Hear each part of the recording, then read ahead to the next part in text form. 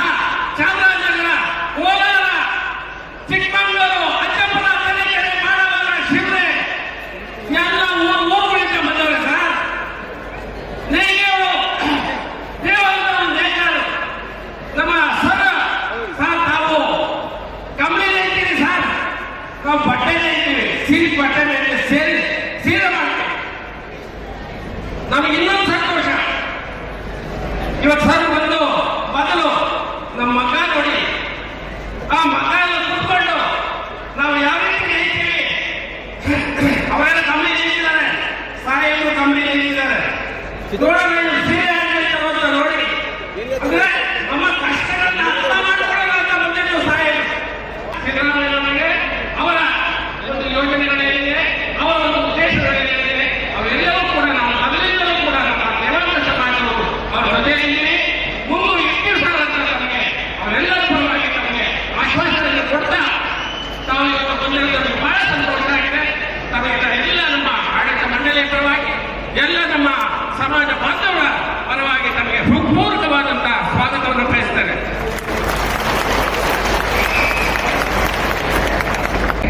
ನಿಜಕ್ಕೂ ಅವಿಸ್ಮರಣೀಯವಾಗಿರ್ತಕ್ಕಂಥ ಒಂದು ಸಮಾರಂಭ ಅಂತ ಹೇಳಲಿಕ್ಕೆ ಇಷ್ಟಪಡ್ತೀನಲ್ಲ.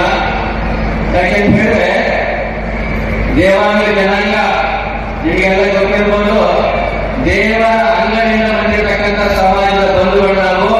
ದೇವರ ಮಹರ್ಷಿಯಿಂದ ಬಂದಿರತಕ್ಕಂಥ ಸಮಾಜದವರು. ದೇವಾಂಗ ದೇವತೆಗಳಿಗೆ ವಸ್ತ್ರವನ್ನು ಕೊಟ್ಟಿರ್ತಕ್ಕಂಥ ಸಮಾಜ ಯಾವಾಗಲೂ ಇದ್ರೆ ದೇವಾಂಗ ಸಮಾಜ ಅಂತ ಹೇಳಲಿಕ್ಕೆ ಹೇಗಂತ ಹೇಳ್ತಿರಲ್ಲ. ಇಂತಹ ಒಂದು ಅವಿಸ್ಮರಣೀಯವಾಗಿರ್ತಕ್ಕಂಥ ಸಮಾರಂಭ. ಮನುಷ್ಯನಿಗೆ ಒಂದು ಹೊತ್ತು ಊಟ ಇಲ್ಲಂದ್ರೂ ಪರವಾಗಿಲ್ಲ, ಬಟ್ಟೆ ಬಹಳ ಮುಖ್ಯ ಅಂತ ಹೇಳ್ತೀವಿ. ವಸ್ತ್ರ ಇಲ್ಲದಂತ ಮನುಷ್ಯ ನೋಡ್ಲಿಕ್ಕೆ ಆಗೋದಿಲ್ಲ, ಅಸಹ್ಯ ಆಗುತ್ತೆ. ಹಾಗಾಗಿ ಒಂದು ಹೊತ್ತು ಊಟ ಇಲ್ಲಂದ್ರೆ ಕೇಳೋದಿಲ್ಲ, ಹೊಟ್ಟೆಗೆ ಹಿಟ್ಟು ಮುಖ್ಯ, ಹಿಟ್ಟಿಗಿಂತ ಬಟ್ಟೆ ಮುಖ್ಯ ಅಂತ ಹೇಳ್ತಾರೆ. ಅದಕ್ಕೆ ದಾಸರು ಹೇಳ್ತಾರೆ, ರಾಟಿಯಂ ಮೇಟಿ ಮೇಟಿಯಂ ರಾಟಿ, ರಾಟಿ ಮೇಟಿ ನಿಂತೊಡೆ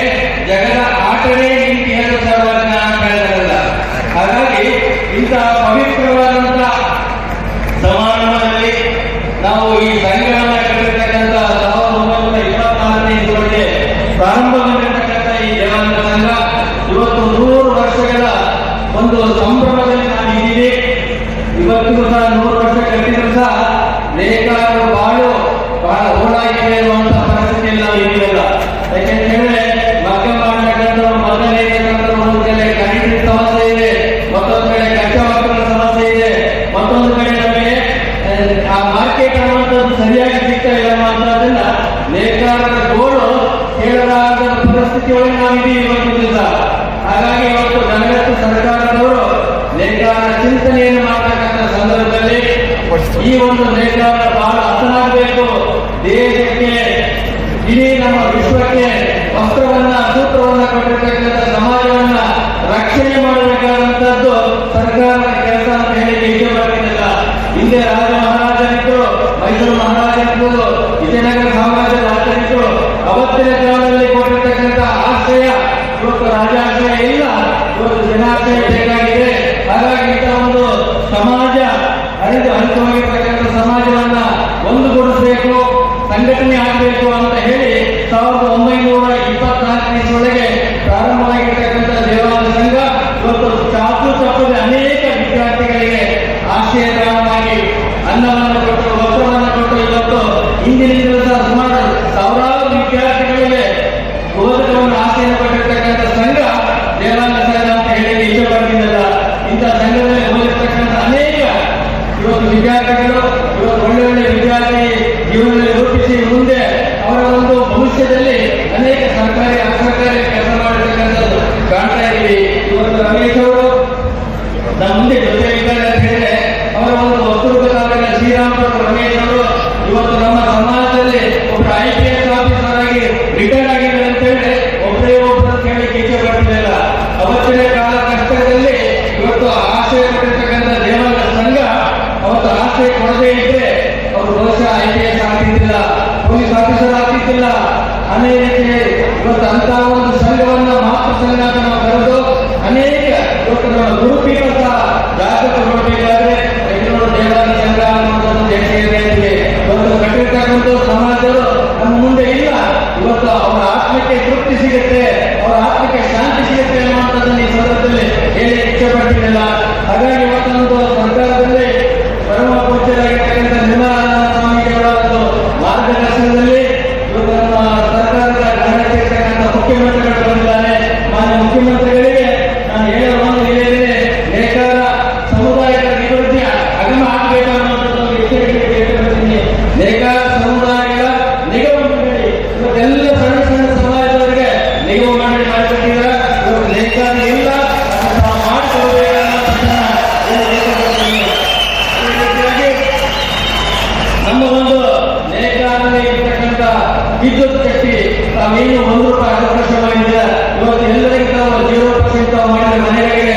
ಅದೇ ರೀತಿಯಾಗಿ ನೇಕಾರರು ಸಹ ವ್ಯವಹಾರದಲ್ಲಿ ಅವರು ಮಧ್ಯಕ್ಕೆ 0% ಅನ್ನು ಕೊಡೋದ್ರಿಂದ ಸಮಾಜಕ್ಕೆ ಉತ್ತೇಜನ ಕೊಡುವಂತಾಗುತ್ತೆ ಅನ್ನುವಂಥ ಮಾತನ್ನು ಈ ಸಂದರ್ಭದಲ್ಲಿ ಹೇಳಿ ಇಷ್ಟಪಡ್ತೀನಿ. ಅದೇ ಜೊತೆಯಲ್ಲಿ ನೇಕಾರರು ನೀಡಿದ ಬಟ್ಟೆಯನ್ನ ನಮ್ಮ ಸರ್ಕಾರಿ ಇರ್ತಕ್ಕಂಥ ಹಾಸ್ಪಿಟಲ್ ಆಗಿರ್ಬೋದು, ಸ್ಕೂಲ್ ಶಾಲೆಗಳಾಗಿರ್ಬೋದು ಅವರಿಗೆ ವಿತರಣೆ ಮಾಡುವಂತ ಕೆಲಸವನ್ನು ತಾವು ಮಾಡಿಕೊಳ್ಬೇಕನ್ನುವಂತ ಮಾತನ್ನು ಈ ಸಂದರ್ಭದಲ್ಲಿ ಹೇಳಿ ಇಷ್ಟಪಟ್ಟಿಲ್ಲ. ಅದೇ ರೀತಿಯಾಗಿ ನಮ್ಮ ಸಮಾಜದಲ್ಲಿ ಹಿಂದುಳಿರ್ತಕ್ಕಂಥ ಸಮಾಜದ ಬಂಧುಗಳಿಗೆ ಇವತ್ತು ಸರಿಯಾಗಿರ್ತಕ್ಕಂಥ ನೆಲೆಗಳಿಲ್ಲ.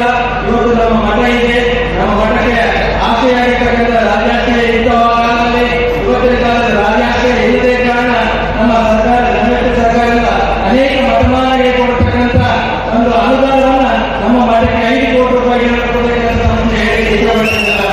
ಆ ಮೂಲಕವಾಗಿ ಸಮಾಜವನ್ನ ಜಾಗೃತಿಗೊಳಿಸಬೇಕು, ಸಮಾಜದಲ್ಲಿ ಸಂಘಟನೆ ಆಗಬೇಕು.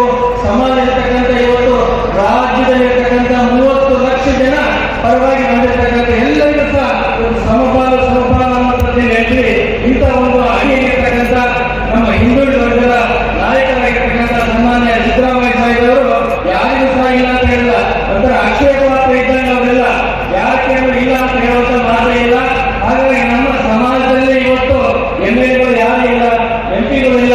ಅದಕ್ಕಾಗಿ ನಮ್ಮ ಒಂದು ಸ್ಥಾನದಲ್ಲಿ ಸಿದ್ದರಾಮಯ್ಯ ಸಾಹೇಬರಲ್ಲಿ ಇನ್ನೊಂದು ವೇಳೆ ರಾಜಕೀಯ ಶಕ್ತಿ ಬೇಕಾಗಿದೆ. ಆ ರಾಜಕೀಯ ಶಕ್ತಿಯನ್ನು ತಾವು ಕೊಡಬೇಕು ಅನ್ನುವಂಥ ಮಾತನ್ನ ಈ ಸಂದರ್ಭದಲ್ಲಿ ಹೇಳಲಿಕ್ಕೆ ಇಷ್ಟಪಡ್ತಿಲ್ಲ. ಮಾತ್ರ ಸಮಾಜವನ್ನು ಮುಂದುವರಿಸಬೇಕಾಗುತ್ತೆ, ಸಂಘಟನೆ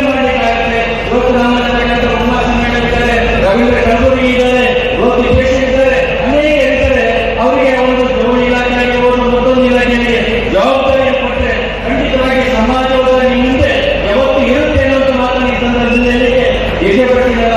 ಹಾಗಾಗಿ ಇಂಥ ಒಂದು ಅಪರೂಪವಾಗಿರ್ತಕ್ಕಂಥ 100 ವರ್ಷದ ಒಂದು ಇತಿಹಾಸ ಬರೀತಕ್ಕಂಥ ಸಮಾರಂಭದಲ್ಲಿ ನಾವು ನೀವು ಎಲ್ಲರೂ ಸಹ ಭಾಗಿಯಾಗಿದ್ದೀವಿ. 1924 ಇಸ್ವಿವರೆಗೆ ಅವತ್ತಿನ ಕಾಲದಲ್ಲಿ ಸಮಾಜದ ಬಂಧುಗಳು 1 ರೂಪಾಯಿ 4 ಆಣೆ 8 ಆಣೆ ಸೇರಿಸಿ ಸಂಘವನ್ನು ಕೊಟ್ಟಿರ್ತಕ್ಕಂಥ ನಮ್ಮ ನಾಟಿನಲ್ಲಿ ಇವತ್ತು ಸಂಘ ಸ್ಥಿರವಾಗಿ ನಿಂತಿದೆ. ಬೆಂಗಳೂರು ದೇವಾಲಯ ಸಂಘ ಅಭೂತಪೂರ್ವವಾಗಿ ಬೆಳೆದಿದೆ. ಇವತ್ತು ಶಾಲಾ ಶಾಲೆಗಳಾಗಿದೆ ಅಂತ ಅಂತಕ್ಕೆ ಸಾಧ್ಯವಲ್ಲ, ಇಡೀ ರಾಜ್ಯದಲ್ಲಿ ಇನ್ನೂ ಸಂಘಟನೆ ಆಗಬೇಕಾಗಿದೆ.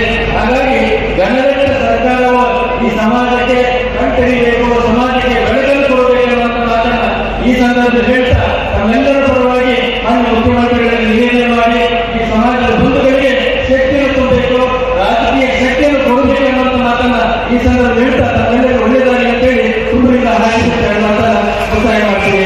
ಜೈ ಜಯವಾದ. ಇದೊಂದು ಬಹಳ ವಿಶೇಷವಾದ ಕಾರ್ಯಕ್ರಮ. ಹಿಂದೂ ಕ್ಷೇತ್ರ ಆದಿಚುಂಚನಗಿರಿಯಲ್ಲಿ ಭಾನುವಾರದ ಕಾರ್ಯಕ್ರಮ. ಸುಮಾರು 1 ಲಕ್ಷ ಜನ ಭಕ್ತರು ಬೆಳಗಿನಿಂದ ಸಂಜೆವರೆಗೂ ಕೂಡ ಬಂದು ಹೋಗ್ತಾರೆ. ಆದರೆ ಸಾಮಾನ್ಯವಾಗಿ ದೇವಾಂಗ ಸಮುದಾಯದ ಯಾವುದೇ ಕಾರ್ಯಕ್ರಮಗಳು ನಡೆದ ಸಂದರ್ಭದಲ್ಲಿ ಆದಿಚುಂಚನಗಿರಿ ಮಠದ ಭಾಗವಹಿಸಲಿಕ್ಕೆ ಸದಾ ಇದ್ದೇ ಇರುತ್ತೆ. ಕಾರಣ ದೇವಾಂಗ ಸಮುದಾಯಕ್ಕೂ ಮತ್ತು ಆದಿಚುಂಚನಗಿರಿ ಮಹಾಸಂಸ್ಥಾನ ಮಠಕ್ಕೆ ಅವಿನಾಭಾವ ಸಂಬಂಧ. ಇತ್ತೀಚಿನ ದಶಕಗಳಲ್ಲಿ ಸಮುದಾಯದ ಜಗದ್ಗುರುಗಳಾಗಿರ್ತಕ್ಕಂಥ ದಯಾನಂದಪುರಿ ಮಹಾಸ್ವಾಮೀಜಿಯವರ ಬಾಂಧವ್ಯ ಒಂದು ಕಡೆ ಆಗಿದೆ. ಆದರೆ ಕೊನೆ ಪಕ್ಷ 1 ಶತಮಾನದಿಂದಲೂ ಕೂಡ ಚುಂಚನಗಿರಿಯ ಮಠಕ್ಕೆ ದೇವಾಂಗ ಸಮುದಾಯದ ಭಕ್ತಿ ಸಮರ್ಪಣೆ ಸದಾ ನಿರಂತರವಾಗಿರ್ತಕ್ಕಂಥದ್ದು. 74ರ ಸುಮಾರಿಗೆ ಪೂಜ್ಯರು ಡಾಕ್ಟರ್ ಬಾಲ ಗಂಗಾಧರ ಮಹಾಸ್ವಾಮಿಯವರು 71ನೇ ಜಗದ್ಗುರುಗಳಾಗಿ ಬಂದಾಗ ಮಠದಲ್ಲಿ ಯಾವ ಸ್ಥಿತಿ ಇತ್ತು ಅಂತ ಸರ್ವರಿಗೂ ಕೂಡ ಗೊತ್ತು.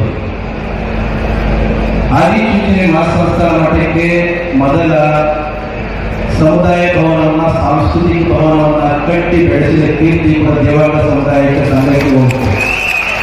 ನಮ್ಮ ಒಳ್ಳೆಯ ಜಗದ್ಗುರು ದಯಾನಂದ ಸ್ವಾಮಿಗಳು ನಿಮಗೆ ಸಿಕ್ಕಿದ್ದಾರೆ. ಸ್ವಾಮಿಗಳು ಸಿಕ್ಕಂಥದ್ದು ತುಂಬ ಕಷ್ಟ. ಅವರನ್ನ ತುಂಬ ಸರಿಯಾಗಿ ನಾನು ನೋಡಿದ್ದೇನೆ. ನಾನು ಸನ್ಯಾಸಿ ಆಗೋದಕ್ಕೂ ಪೂರ್ವದಿಂದಲೂ ಕೂಡ ಪೂಜ್ಯ ಸ್ವಾಮೀಜಿಯವರು ಆಗಾಗಲೇ ಸ್ವಾಮೀಜಿ ಅವರಾದ ಕಾಲದಲ್ಲೂ ಕೂಡ ಅವರನ್ನ ನೋಡಿದ್ದೇನೆ. ಅವರಲ್ಲಿರ್ತಕ್ಕಂಥ ಒಂದು ಸರಳತೆ, ತಪ್ಪು ಬಿಮ್ಮು ಇಲ್ಲದೇ ಇರ್ತಕ್ಕಂಥ ಒಂದು ನಡತೆ ಬಹುಶಃ ನಮ್ಮ ದೇವಾಂಗ ಸಮುದಾಯದ ಒಂದು ಭಾಗ್ಯ ಅಂತ ನಾನು ಭಾವಿಸ್ತೇನೆ. ಅಂತಹ ಉನ್ನತ ಮನೋಭಾವ ಭೂಮಿಕೆಯನ್ನು, ಆಧ್ಯಾತ್ಮಿಕ ಶಕ್ತಿಯನ್ನು, ನಿಸ್ವಾರ್ಥ ಭಾವನೆಯನ್ನು, ಹೃದಯದ ಭಕ್ತಿಯನ್ನು ಇಟ್ಕೊಂಡಿರ್ತಕ್ಕಂಥ ಪೂಜ್ಯ ಸ್ವಾಮೀಜಿಗಳನ್ನು ಮುಂದೆ ಇಟ್ಕೊಂಡು ಸಮುದಾಯವನ್ನು ಇನ್ನಷ್ಟು ಎತ್ತರಕ್ಕೆ ಬೆಳೆಸ್ತಾ ಅದರ ಮುಖಾಂತರ ರಾಷ್ಟ್ರ ಸೇವೆಯನ್ನು ನಮ್ಮ ಸಮುದಾಯ ದೇವಾಂಗ ಸಮುದಾಯ ಮಾಡುತ್ತಿರುವ ಮಾತನ್ನು ಈ ಸಂದರ್ಭದಲ್ಲಿ ಹೇಳಿ 100 ವರ್ಷಗಳನ್ನು ಶತಮಾನೋತ್ಸವವನ್ನು ಪೂರೈಸಿರ್ತಕ್ಕಂಥ ದೇವಾಂಗ ಸಮುದಾಯ ಎಲ್ಲ ರೀತಿಯಲ್ಲಿ ಕೂಡ ದೇಶದ ಸೇವೆಯನ್ನು ಮಾಡುವ ನಿಟ್ಟಿನಲ್ಲಿ ಶ್ರಮಿಸಬೇಕು ಹೇಳಿ ನನ್ನ ಮಾತುಗಳನ್ನು ಮುಗಿಸ್ತೇನೆ. ಜೈ ಶ್ರೀ. ಒಳ್ಳೆಯ ಬೆಳವಣಿಗೆ ಅಂತಕ್ಕಂಥ ಮಾತುಗಳನ್ನು ಹೇಳಲಿಕ್ಕೆ ಬಯಸ್ತಾ ಇದ್ದಾರೆ. ದೇವಾಂಗ ಸಂಘದವರು ಮಹಿಳೆಯರಿಗೋಸ್ಕರ ಒಂದು ಹಾಸ್ಟೆಲನ್ನು ಮಾಡಿ ಅವರಿಗೆ ವಿದ್ಯಾಭ್ಯಾಸವನ್ನು ಕೊಡ್ತಾ ಇರ್ತಕ್ಕಂಥದ್ದು ಬಹಳ ಸಂತೋಷದ ವಿಚಾರ ಅಂತಕ್ಕಂಥ ಮಾತುಗಳನ್ನು ಈ ಸಂದರ್ಭದಲ್ಲಿ ಹೇಳಲಿಕ್ಕೆ ಬಯಸ್ತಾ ಇದ್ದಾರೆ. ರಾಜ್ಯ ಸರ್ಕಾರ ಸ್ವಾಮೀಜಿಯವರು ದಯಾನಂದ ಸ್ವಾಮೀಜಿಯವರು ಹೇಳಿದರು, ನನಗೆ ಆಮೇಲೆ ರಮೇಶ್ ಕೂಡ ಹೇಳಿದರು, ಮಹಿಳಾ ಹಾಸ್ಟೆಲ್ಗೆ ಸಹಾಯ ಮಾಡಬೇಕು ಅಂತಕ್ಕಂಥ ಮಾತುಗಳನ್ನು ಹೇಳಿದ್ದಾರೆ. ನಾನು ಸಹಾಯ ಮಾಡ್ತೇನೆ ಅಂತಕ್ಕಂಥ ಮಾತುಗಳನ್ನು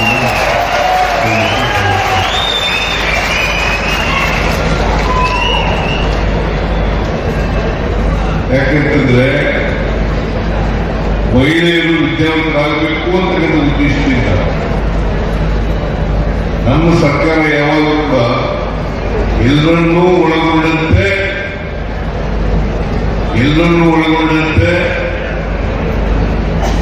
ಅವರು ಯಾವುದೇ ಧರ್ಮದವರಾಗಿರಲಿ ಎಲ್ಲ ಧರ್ಮದವರು ಕೂಡ ಒಳಗೊಂಡಂತೆ ನಾವು ಕಾರ್ಯಕ್ರಮ ರೂಪಿಸ್ತೇವೆ ಅಂತಕ್ಕಂಥ ಮಾತುಗಳನ್ನು ಈ ಸಂದರ್ಭದಲ್ಲಿ ಹೇಳಲಿಕ್ಕೆ ಬಯಸ್ತಾ ಇದ್ದೇನೆ.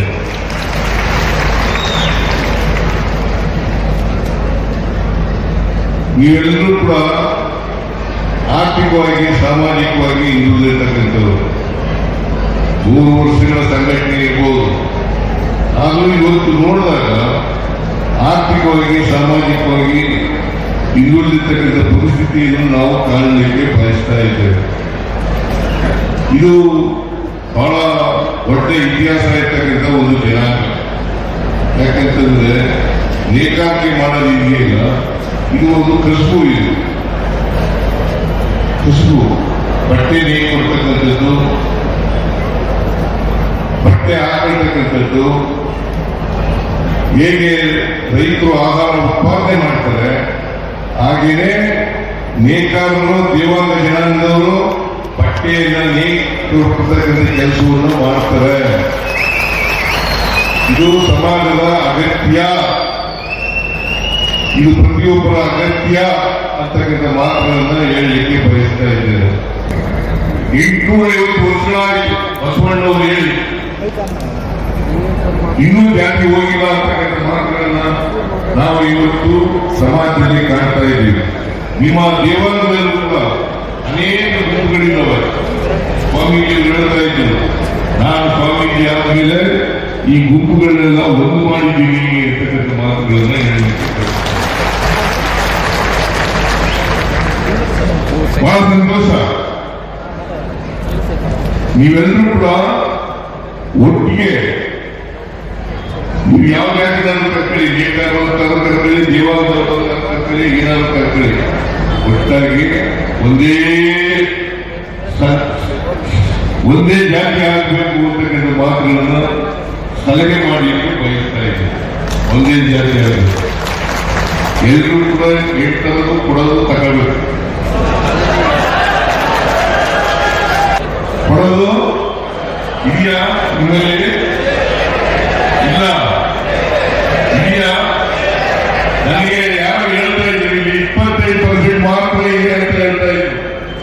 ಇಷ್ಟಪ್ಪ 25%.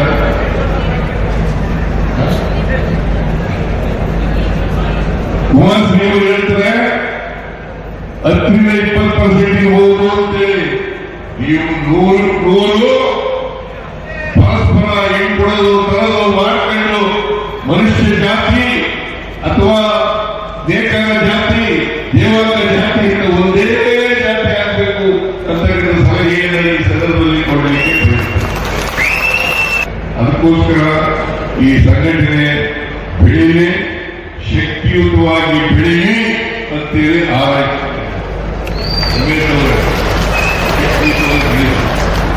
ಇವೆಲ್ಲ ಸಬ್ಜೆಕ್ಟ್ಗಳಿಂದಲ್ಲ, ಪುಸ್ತಕಗಳಿಂದಲ್ಲ, ಎಲ್ಲರೂ ತಗೊಳಕ್ಕೆ ಒಂದು ಇರಬಾರದು. ಆ ನೆತ್ತಿನ ಪ್ರೌಢಶಾಲೆ ಅಂತ ಇರೋದು, ಇನ್ನೊಂದು ಯಾವುದು ಜಾತಿ ಸಂಸ್ಕಾರಗಳು. ಅಂತಿಮವಾಗಿ ಮನುಷ್ಯ ಜಾತಿ ಒಂದೇನೆ. 2004-5ರಲ್ಲಿ ನಾನು ನಿಮ್ಮ ಜನಾಂಗದವರಿಗೆ ಮಕ್ಕಳಿಗೆ 10 HP ವರೆಗೆ ₹4.25 ಇತ್ತು ಒಂದು ಯೂನಿಟ್ಗೆ. ಅದನ್ನ ₹1.20 ಮಾಡಿದವರು ನಮ್ಮ ಸರ್ಕಾರ ಮತ್ತು ನಾನು ಹಣಕಾಸು ಮಂತ್ರಿ.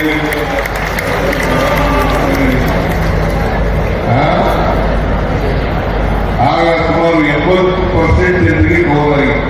ಅದಾದ್ಮೇಲೆ ಈಗ 10% ಉಚಿತವಾಗಿ 10 HP ವರೆಗೆ ಉಚಿತವಾಗಿ ನಮ್ಮ ರವೀಂದ್ರ ಇಲ್ಲೇ ಇದ್ದಾರೆ ಕಲಬುರಗಿ. ಏನಪ್ಪ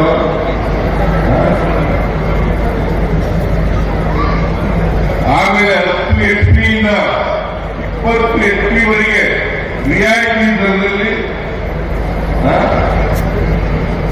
₹1.25 ನೀವು 20 HP ವರೆಗೆ ₹1.25 ವಿದ್ಯುತ್ ಶಕ್ತಿ ಬಿಲ್ಲನ್ನ ₹1.25 ಯೂನಿಟ್ಗೆ ಕೊಡಬೇಕು ಅಂತ ಮಾಡೋದು ನಮ್ಮ ಸರ್ಕಾರ. ಆಮೇಲೆ ನಿಮಗೆ ರಿಬೇಟ್ ಇತ್ತಲ್ಲ, ಆ ರಿಬೇಟ್ ಅನ್ನ 10% 20% ಮಾಡ್ತಾರೆ.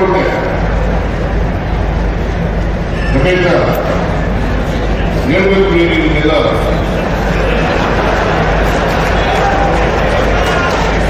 $10% 20% ಮಾಡಿಬಿಟ್ಟೆ.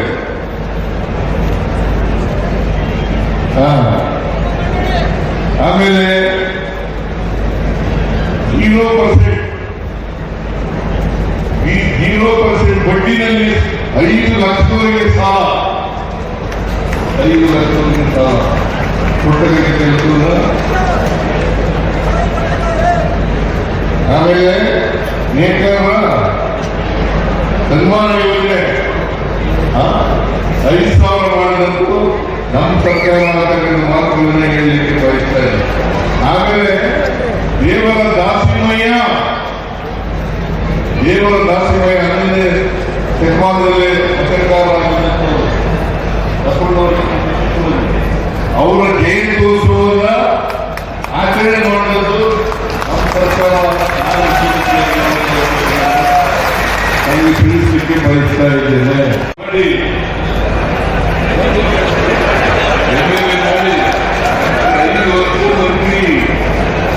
ಐದು ವರ್ಷ ಮಂತ್ರಿ ಆಗಿದ್ದಂಥವರು ಶ್ರೀಮತಿ ಉಮಾಶ್ರೀಯವರು ಈಗಲೂ ಕಳಿಸಿದೆ. 4 ಜನ ನಿಗಮ ಮಂಡಳಿ ಸೇರಿದಂಥವರು ರವೀಂದ್ರ ಕಲಬುರ್ಗಿ, ಆಮೇಲೆ ಸಿದ್ದೇಶ್ವರ ಮೂರ್ತಿ,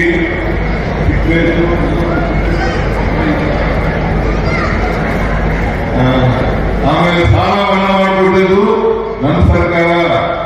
ಅದರಿಂದ ಯಾರು ನೀವು ಉಪಕಾರ ಮಾಡ್ತಾರೆ, ಯಾರು ನಿಮ್ಮ ಜೊತೆ ನಿಲ್ತಾರೆ, ಅವ್ರ ಜೊತೆ ನೀವು ಕೂಡ ಇರಬೇಕು ಅಂತಕ್ಕಂಥ ಮಾತುಗಳನ್ನು ಈ ಸಂದರ್ಭದಲ್ಲಿ ಬಯಸ್ತಾ ಇದ್ದೀವಿ. ಆಮೇಲೆ ಸ್ವಾಮೀಜಿಯವರು ಒಂದು ಮಾತನ್ನ ಹೇಳಿದ್ದಾರೆ, ನೇತಾರರ ಅಭಿವೃದ್ಧಿ ನಿಗಮ ಮಾಡಬೇಕು.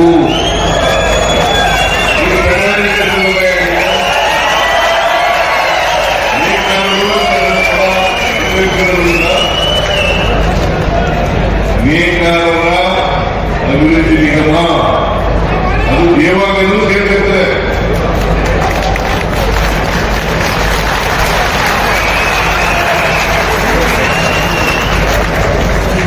ಅದನ್ನ ನಮ್ಮ ಸರ್ಕಾರದಲ್ಲಿ ಮಾಡಿಕೊಡುತ್ತೇವೆ.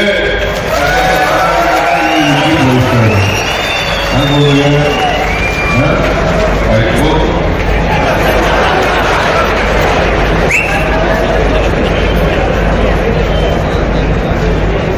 ಒಟ್ಟಾರೆ ನಮ್ಮ ಸಮಾಜ ಎಲ್ಲ ಜಾತಿಗಳು, ಎಲ್ಲ ಧರ್ಮದವರು ಎಲ್ಲರೂ ಒಟ್ಟಿಗೆ ಹೋಗ್ತಕ್ಕಂಥ ಕೆಲಸವನ್ನ ಮಾಡ್ತಕ್ಕಂಥ ಪ್ರಯತ್ನವನ್ನ ಮಾಡ್ತೇವೆ ಅಂತಕ್ಕಂಥ ಮಾತುಗಳನ್ನ ಹೇಳಿ, ಇವತ್ತು ನೀವೆಲ್ಲ ಹಿಂದುಳಿದ ಜಾತಿಗಳು, ಈ ದೇವಾಂಗ ಜಾತಿಗಳು, ನೇತಾರ ಜಾತಿಗಳಿದ್ದಾವಲ್ಲ, ಎಲ್ಲ ಆರ್ಥಿಕವಾಗಿ ಸಾಮಾಜಿಕವಾಗಿ ಎಲ್ಲರೂ ಕೂಡ ಸಾಮಾಜಿಕವಾಗಿ, ಆರ್ಥಿಕವಾಗಿ, ಶೈಕ್ಷಣಿಕವಾಗಿ, ರಾಜಕೀಯವಾಗಿ ಹೆಚ್ಚು ಮೇಲೆ ಬರಬೇಕು ಅಂತಕ್ಕಂಥ ಮಾತುಗಳನ್ನ ಈ ಸಂದರ್ಭದಲ್ಲಿ ಹೇಳ್ತಾ, ಅದು ಸಾಧ್ಯ ಆಗ್ತಕ್ಕಂಥದ್ದು ಶಿಕ್ಷಣ, ಸಂಘಟನೆ ಮತ್ತು ಹೋರಾಟದಿಂದ ಮಾತ್ರ. ನೀವು ಸಿಗ್ತಕ್ಕಂಥ ಹಕ್ಕುಗಳು ಸಂವಿಧಾನವಾಗಿ ಏನು ಹಕ್ಕುಗಳನ್ನು ಕೊಟ್ಟಿದ್ದಾರೆ, ಹಕ್ಕುಗಳನ್ನೆಲ್ಲ ಪಡ್ಕೋಬೇಕು ಅನ್ನೋದಾದ್ರೆ, ಅವುಗಳ ರಕ್ಷಣೆ ಆಗಬೇಕಾದ್ರೆ, ಸಂವಿಧಾನದ ರೀತಿಯ ಆಗ್ಬೇಕು ಅನ್ನೋದಾದ್ರೆ ನೀವೆಲ್ಲರೂ ಕೂಡ ಶಿಕ್ಷಣ, ಸಂಘಟನೆ, ಹೋರಾಟದ ಮೂಲಕ ಪಡ್ಕೊಳ್ಬೇಕು ಅಂತಕ್ಕಂಥ ಮಾತನ್ನು ಹೇಳಿ, ಇವತ್ತು 3 ವರ್ಷ ಈ ದೇವಾಲಯ ಪ್ರಗತಿಯಾಗಿ 3 ವರ್ಷ ಆಗಿದೆ. ಇನ್ನೂ ಎತ್ತರಿಗೆ ಬೆಳೀಲಿ, 100 ವರ್ಷಗಳ ಕಾಲ ಬೆಳೀಲಿ ಅಂತಕ್ಕಂಥ ಮಾತುಗಳನ್ನು ಹೇಳಿ ನನ್ನ ಮಾತುಗಳನ್ನು ಮುಗಿಸ್ತೇನೆ. ನೀವೆಲ್ಲರಿಗೂ ನಮಸ್ಕಾರ. ಜೈ ಹಿಂದ್, ಜೈ ಕರ್ನಾಟಕ, ಜೈ ದೇವಾಂಗ, ಜೈ ನೇಕಾರ. ಶ್ರೀ ಶ್ರೀ ಶ್ರೀ ದಯಾನಂದಪುರಿ ಸ್ವಾಮಿಗಳ ಪಾದಗಳಿಗೆ ನಾವು ನಮಸ್ಕರಿಸಿ,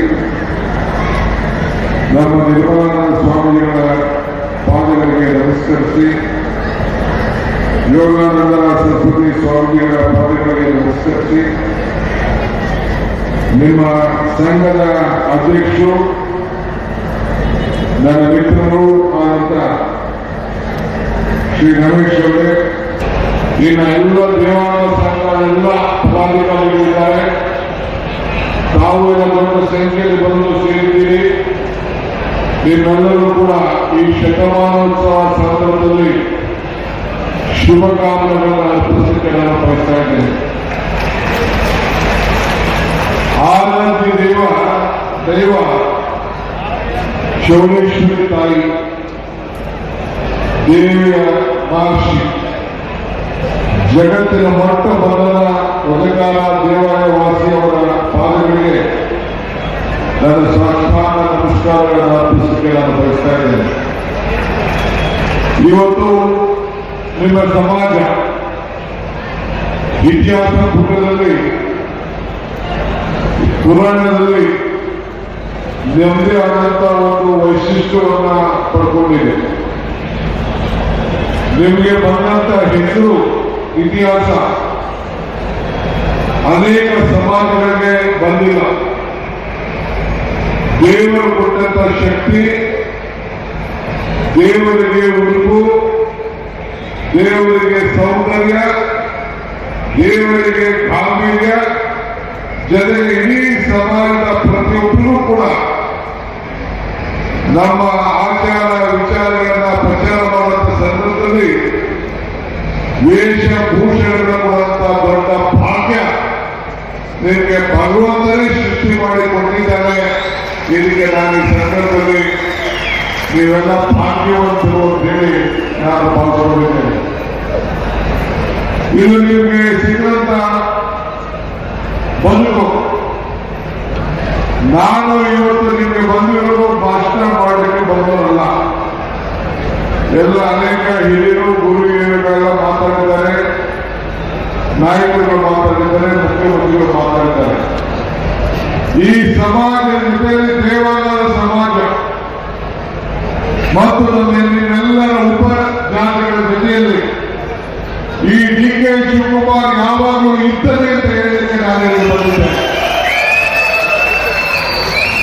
ನಿಮ್ಮ ಬದುಕು ಬಹಳ ಶ್ರಮದ ಬದುಕು. ಕಷ್ಟಪಟ್ಟು ದುಡಿದಿರಿ. ಪ್ರತಿ ದಿನ ನಿಮ್ಮ ಬದುಕಿನಲ್ಲಿ ಶ್ರಮ ಇರ್ತದೆ, ಕಾಂಪಿಟೇಷನ್ ಇರ್ತದೆ. ಸೊ ಈ ಸಂದರ್ಭದಲ್ಲಿ ನಾನು ತಮ್ಗೆ ಹೇಳಲು, ನಿಮ್ಮ ಸಮಾಜದವರು ವಿದ್ಯಾವಂತರಾಗಿ ಬುದ್ಧಿವಂತರಾಗಿ ನಾನು ಬೇಡ ಅಂತ ಹೇಳುವುದಿಲ್ಲ. ಆದರೆ ವೃತ್ತಿಯನ್ನು ಮಾತ್ರ ಬಿಡಬಾರದು. ವೃತ್ತಿನ ಉಳಿಸ್ಕೊಂಡು ಹೋಗ್ಬೇಕು. ಹೊಸ ಹೊಸ ಬೆಳೆಗಳನ್ನು ಆಧುನಿಕವಾಗಿ ಕಂಪ್ಯೂಟರ್ ಎಲ್ಲ ಬಂದ್ಬಿಟ್ಟಿದೆ. ನಿಮ್ಮ ವೃತ್ತಿಯಲ್ಲಿ ಎಲ್ಲ ಕೂಡ ಉಪಯೋಗಿಸ್ಕೊಳ್ಬೇಕು.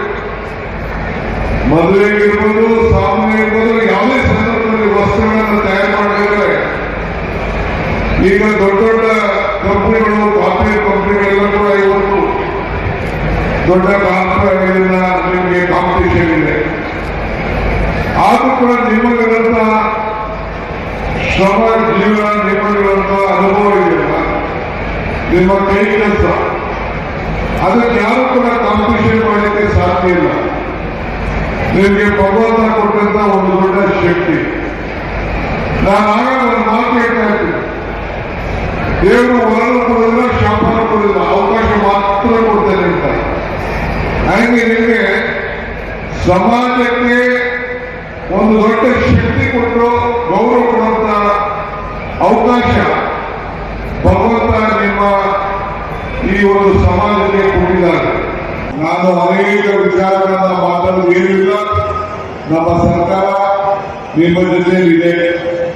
ನಿಮ್ಮೆಲ್ಲರೂ ಕೂಡ ಈ 5 ಗ್ಯಾರಂಟಿಗಳನ್ನು ಕೊಟ್ಟು ಯಾರಾದ್ರೂ ಬಡದಲ್ಲಿದ್ದು ಬೇಕೆಂದ ಮೇಲಿರಿಸಲಿಕ್ಕೆ ಅನೇಕ ಕಾರ್ಯಕ್ರಮಗಳನ್ನು ರೂಪಿಸಿದ್ದೇವೆ. ನಮ್ಮ ಅಧ್ಯಕ್ಷರಾದ ರಮೇಶ್ ಅವರು ಜಾಗ ಬೇಕು ಅನ್ನೋದನ್ನ ನನ್ನ ಪಿಡಿ ಹೇಳ್ತಾ ಇದ್ರು. ಅದನ್ನು ಕೂಡ ಮುಂದಿನ ದಿನದಲ್ಲಿ ನಾನೊಬ್ಬ BDS ಇದ್ದೀನಾಗಿ ಅದಕ್ಕೆ ಏನ್ ಮಾಡಬೇಕೋ ಆ ಕೆಲಸವನ್ನ ಖಂಡಿತ ಆ ಕೆಲಸವನ್ನು ನನ್ನ ಕೈಲಿ ಶಕ್ತಿ ಮೀರಿ ನೀವೇನು ವೈಯಕ್ತಿಕವಾಗಿ ಅವ್ರು ಕೇಳ್ತಲ್ಲ, ಸಮಾಜ ಕೇಳ್ತಾ ಇದ್ದಾರೆ. ಆ ಕೊಡುವಂತ ಕೆಲಸವನ್ನ ಮುಂದಿನ ದಿನದಲ್ಲಿ ನಾನು CA ಸೀಟನ್ನು ಕೊಡುವಂತ ಕೆಲಸವನ್ನ ನಾನು ಸಹಾಯ ಮಾಡ್ತೀನಿ ಅನ್ನೋ ಮಾತನ್ನ ಹೇಳಿ ನಿಮಗೆ ಶುಭವನ್ನು ಹಾರೈಸಿ ನನ್ನ ಮಾತನ್ನು ಮುಗಿಸ್ತೇನೆ. ನಮಸ್ಕಾರ. ನಾವು ನಮ್ಮ ವೃತ್ತಿಯ ಮೇಲೆ ಒಂದೊಂದು ಜಾತಿಯನ್ನ ನಿರ್ಮಾಣ ಮಾಡ್ತಾ ಹೋಗಿದ್ದೇವೆ. ಕೈಮಗ್ಗ ಮಗ್ಗ ಮಾಡುವುದು ದೇವಸ್ಥಾನಗಳು, ಅಥವಾ ನಾವು ಕೃಷಿ ಮಾಡುವಂಥವರು, ರೈತರು ಅಂತನೋ, ಹೀಗೆ ಒಂದೊಂದು ವೃತ್ತಿಯ ಆಧಾರದ ಮೇಲೆ ಜಾತಿಗಳನ್ನು ನಿರ್ಮಾಣ ಮಾಡ್ತಾ ಹೋಗಿದ್ದೇವೆ. ಆದರೆ ನಾವೆಲ್ಲ ಒಂದೇ, ನಮ್ಮಲ್ಲಿರೋದು ಎಲ್ಲರ ಹೃದಯವೂ ಒಂದೇ, ಎಲ್ಲರ ಮಾತು ಒಂದೇ, ಎಲ್ಲರ ಮೆದುಳು ಒಂದೇ. ಅದರಿಂದ ಇವತ್ತು ಈ ದೇವಾಂಗ ನಮ್ಮ ಸಂಘಟನೆ ಏನಿದೆ, ದೇವಾಂಗ ಸಮುದಾಯ ಏನಿದೆ, ದೇವರಿಗೆ ಉಡುಪನ್ನ ಕೊಟ್ಟಂತ ದೇವಾಂಗ ಸಂಘ ಇದು. ದೇವರಿಗೆ ಉಡುಪನ್ನ, ಯಾಕೆಂದ್ರೆ ನಾವು ಪುರಾಣಗಳಲ್ಲಿ ಓದಿದಂತ ಸಂದರ್ಭದಲ್ಲಿ ಈಶ್ವರನಿಗೆ ಒಂದು ಉಡುಪನ್ನ ತಯಾರಿಸಿದಂಥವರು ದೇವಾಂಗ. ಅವರು ದೇವಿಯ ಮಹರ್ಷಿ, ಹಾಗಾಗಿ ಹೆಸರು ಬಂತು ಅಂತ ಪುರಾಣದಲ್ಲಿ ಉಲ್ಲೇಖ ಇದೆ. ಅದರಿಂದ ದೇವರಿಗೇನೆ ಉಡುಪನ್ನ ಮಾಡಿಕೊಟ್ಟಂತ ಈ ದೇವಾಂಗ ಸಮುದಾಯ ನಿಜವಾಗಲೂ ಬಹಳ ಖುಷಿಯುಂಟದ್ದು ಇವತ್ತು ಇದೆ. ಇವತ್ತು ಭಾರತ ದೇಶದಲ್ಲಿ ಈ ಟೆಕ್ಸ್ಟೈಲ್ ಜವಳಿ ಎಕ್ಸ್ಪೋರ್ಟ್ ಎಷ್ಟಿದೆ ಅಂದರೆ ಸುಮಾರು $40 ಬಿಲಿಯನ್, $40 ಬಿಲಿಯನ್ ಅಷ್ಟಿದೆ. ಆದರೆ ನಮ್ಮ ಗುರಿ ಏನಪ್ಪ ಅಂದರೆ 2030ನೇ ಇಸವಿಗೆ ನಮ್ಮ ಭಾರತ ದೇಶದಿಂದ ಇದು ಏನು ಈ ಜವಳಿ ವಸ್ತುಗಳು, ಉಡುಪುಗಳು ಆಗ್ಬೋದು, ಸೀರೆಗಳಾಗ್ಬೋದು, ಇತರ ಜವಳಿ ಎಕ್ಸ್ಪೋರ್ಟ್ ಎಷ್ಟು ಅಂದರೆ ನಮ್ಮ ಗುರಿ ಎಷ್ಟಿದೆ ಅಂದರೆ $100 ಬಿಲಿಯನ್ ಅಷ್ಟಿದೆ. ಇವತ್ತು ಬಹಳ ಮುಖ್ಯವಾದದ್ದು GST. ಕೇಂದ್ರ ಸರ್ಕಾರ ಸುಮಾರು GST-ಯನ್ನು ರಾ ಜೂಟ್ ಆಗ್ಬೋದು ಅಥವಾ ರಾ ಸಿಲ್ಕ್ ಮೇಲೆ GST ಅಂತ ಸಂಪೂರ್ಣ ವಿನಾಯಿತಿ ಕೊಟ್ಟಿದೆ. ಇವತ್ತು ಬಟ್ಟೆಗಳ ಮೇಲೆ ಆಗ್ಬೋದು, ಮೊದಲೆಲ್ಲ GST 18% ಇತ್ತು, ಈಗ 5% GST-ಯನ್ನು ಫಿಕ್ಸ್ ಮಾಡಿದೆ. ಹೀಗಾಗಿ ಎಲ್ಲ ಈ ಸಮುದಾಯದ ಅಂದ್ರೆ ಎಲ್ಲ ಈ ವೃತ್ತಿ ಮುಂದುವರಿಬೇಕು. ಎಲ್ಲ ಸಣ್ಣ ಸಣ್ಣ ಜಾತಿಗಳಲ್ಲಿ ಸಣ್ಣ ಸಣ್ಣ ವ್ಯಾಪಾರಿಗಳಿಗೆ, ಅದು ಮ್ಯಾನುಫ್ಯಾಕ್ಚರಿಂಗ್ ಸೆಕ್ಟರ್ ಆಗ್ಬೋದು, ಮಾರ್ಕೆಟಿಂಗ್ ಸೆಕ್ಟರ್ ಆಗ್ಬೋದು, ಅಥವಾ ಅವರೆಲ್ಲರಿಗೂ ಕೂಡ ಸಾಲವನ್ನು ಕೊಡ್ತಕ್ಕಂಥ ಮುದ್ರಾ ಯೋಜನೆಯನ್ನ ಇವತ್ತು ನಾವು ಕೇಂದ್ರ ಸರ್ಕಾರದಿಂದ ನೋಡ್ತಾ ಇದ್ದೀವಿ. 2015ನೇ ಇಸ್ವಿನಲ್ಲಿ ಮುದ್ರಾ ಲೋನ್ ಅಂದ್ರೆ ಮೈಕ್ರೋ ಯೂನಿಟ್ ರೀಫೈನಾನ್ಸಿಂಗ್ ಏಜೆನ್ಸಿ ಮೂಲಕ ಇದುವರೆಗೆ 32 ಲಕ್ಷ ಕೋಟಿ ಇವತ್ತು ಲೋನ್ ಅನ್ನು ಕೊಟ್ಟಿದೆ. ಅದು ಹಲವಾರು ಸಣ್ಣ ಸಣ್ಣ ಉದ್ಯಮಿಗಳಿಗೆ ಸ್ಟಾರ್ಟ್ಅಪ್ ಮಾಡೋದ್ರಿಂದ ಅದರಿಂದ ಸುಮಾರು 52,000 ಲೋನ್ ಅನ್ನ 52 ಕೋಟಿ ಲೋನ್ಗಳನ್ನ ಮುದ್ರಾ ಲೋನ್ ಮೂಲಕ 3 ಲಕ್ಷ ಕೋಟಿ ಲೋನ್ ಅನ್ನ ಕೊಡ್ತಾ ಇದೆ. ಇವತ್ತು ಜವಳಿ ಪಾರ್ಕ್ಗಳು, ಟೆಕ್ಸ್ಟೈಲ್ ಪಾರ್ಕ್ಗಳಾಗ್ಬೋದು. ಅದರಿಂದ ಇವತ್ತು ಟೆಕ್ನಾಲಜಿ ಏನೇ ಇರ್ಬೋದು, ಇವತ್ತು ನೋಡ್ಬೋದು ದೊಡ್ಡ ಕಂಪನಿಗಳು, ಕಾರ್ಪೊರೇಟ್ ಕಂಪನಿಗಳು ಇವತ್ತು 3D ಪ್ರಿಂಟಿಂಗ್ ಮಾಡ್ತಾ ಇದ್ದಾರೆ, ಕಲರಿಂಗ್ ಮಾಡ್ತಾ ಇದ್ದಾರೆ, ಪ್ರಿಂಟಿಂಗ್ ಮಾಡ್ತಾ ಇದ್ದಾರೆ. ಆದರೆ ಇದರ ನಿಜವಾದ ಬುನಾದಿ ಹಾಕಿದ್ದು ಕೈಗೊಂಡ ಅಂತಾನೆ ಹೇಳಬೇಕಾಗುತ್ತೆ. ಇವತ್ತು ಯಾವುದೇ ಟೆಕ್ನಾಲಜಿಯಲ್ಲಿ ಯಾವುದೇ ಕಂಪನಿಗಳು ಇವತ್ತು ಸುಮಾರು ಕೋಟ್ಯಾಂತರ ರೂಪಾಯಿ ಇವತ್ತು ಟೆಕ್ಸ್ಟೈಲ್ಗಳನ್ನ ಮಾಡ್ತಾ ಇರ್ಬೋದು, ಜವಳಿ ಉಡುಪುಗಳನ್ನ ಮಾಡ್ತಾ ಇರ್ಬೋದು. ಆದರೆ ಇದಕ್ಕೆ ನಿಜವಾದ ಮೂಲಭೂತ ಬುನಾದಿ ಏನಪ್ಪ ಅಂದ್ರೆ ಅದು ದೇವರ ಕೊಟ್ಟಂತ ಅದ್ಭುತ ಕೊಡುಗೆ ಟೆಕ್ಸ್ಟೈಲ್ ಇಂಡಸ್ಟ್ರಿ. ಇವತ್ತು ಟೆಕ್ಸ್ಟೈಲ್ ಇಂಡಸ್ಟ್ರಿ ಇವತ್ತು ಮಾಡರ್ನೈಸ್ ಆಗಿದ್ರು ಕೂಡ ಅದಕ್ಕೆ ಮೂಲಭೂತ ಬುನಾದಿ ಮಾಡಿದ್ದು ದೇವಾಂಗ ಸಮುದಾಯ. ಅದರಿಂದ ಈ ವೃತ್ತಿ ಬಹಳ ಮುಖ್ಯವಾದದ್ದು. ನಾವು ಈ ಮೂಲ ವೃತ್ತಿಯನ್ನ ಬಿಡಬಾರದು. ಅಂದ್ರೆ ನಾವು ಇದಕ್ಕೆ ಹಲವಾರು ಸ್ಕೀಮ್ಗಳು ಕೂಡ ಇದೆ. 15% ಸಬ್ಸಿಡಿ ಕೂಡ ಇದೆ. ಇವತ್ತು ಕಾಟನ್ ಇಂಡಸ್ಟ್ರಿಗೆ ನ್ಯಾಷನಲ್ ಡೆವಲಪ್ಮೆಂಟ್ ಬೋರ್ಡ್ ಅಂತ ಕೂಡ ಮಾಡಲಾಗಿದೆ. ನ್ಯಾಷನಲ್ ಹ್ಯಾಂಡ್ಲೂಮ್ ಡೆವಲಪ್ಮೆಂಟ್ ಬೋರ್ಡ್ ನಮ್ಮ ಕಳೆದ 10 ವರ್ಷದಲ್ಲಿ 15% ಇವತ್ತು ಖಾದಿ ಉದ್ಯೋಗಕ್ಕೆ ಹೆಚ್ಚು ಪ್ರಗತಿಯನ್ನು ಸಾಧಿಸಿದೆ. ಈ ಸಂದರ್ಭದಲ್ಲಿ ನನಗೆ ಇಲ್ಲಿ ಆಹ್ವಾನಿಸಿ ಸನ್ಮಾನಿಸಿದ್ದಕ್ಕೆ ತಮ್ಮೆಲ್ಲರಿಗೂ ನನ್ನ ಹೃದಯಪೂರ್ವಕ ಧನ್ಯವಾದಗಳು. ಯಾಕೆಂದ್ರೆ ವೃತ್ತಿಯಿಂದ ನಾವು ಕೇವಲ ಜಾತಿ ಆಗಿದ್ದೇವೆ ಹೊರತು ನಾವು ಮನುಷ್ಯರಿಂದ ನಾವು ಜಾತಿ ಆಗಿಲ್ಲ. ನಮಸ್ಕಾರ.